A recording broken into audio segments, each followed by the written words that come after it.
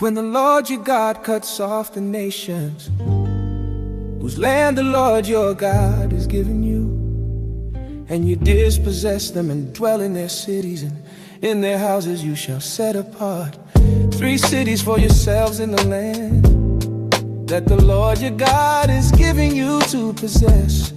You shall measure the distances and divide into 3 parts the area of the land that the Lord your God gives you as a possession, so that any manslayer can flee to them. This is the provision for the manslayer, who by fleeing there may save his life. If anyone kills his neighbor unintentionally without having hated him in the past, as when someone goes into the forest with his neighbor to cut wood, and his hand swings the axe to cut down a tree, and the head slips from the handle and strikes his neighbor so that he dies. He may flee to one of these cities and live, lest the avenger of blood in hot anger pursue the manslayer and overtake him, because the way is long to strike him fatally, though the man did not deserve to die, since he had not hated his neighbor in the past. Therefore I command you, you shall set apart 3 cities.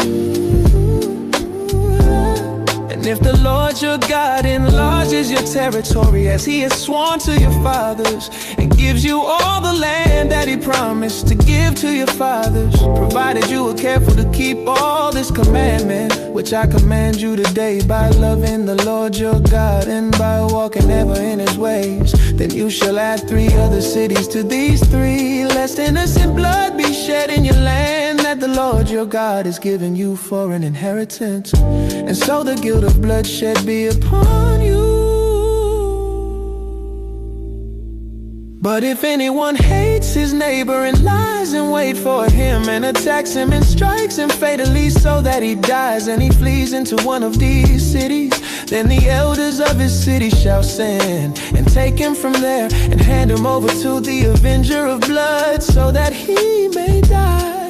Your eyes shall not pity him, but you shall purge the guilt of innocent blood from Israel,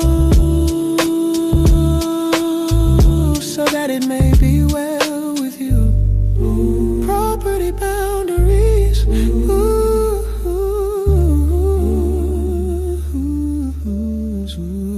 You shall not move your neighbor's landmark, which the men of old have set in the inheritance that you will hold in the land that the Lord your God has given you to possess. Laws concerning witnesses. A single witness shall not suffice against a person for any crime or for any wrong in connection with any offense that he has committed. Only on the evidence of 2 witnesses or of 3 witnesses shall a charge be established.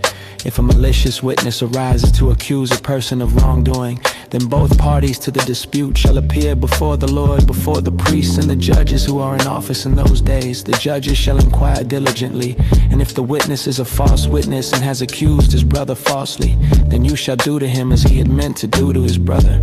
So you shall purge the evil from your midst, and the rest shall hear and fear, and shall never again commit any such evil among you. Your eye shall not pity, it shall be life for life, eye for eye, tooth for tooth, hand for hand, foot for foot.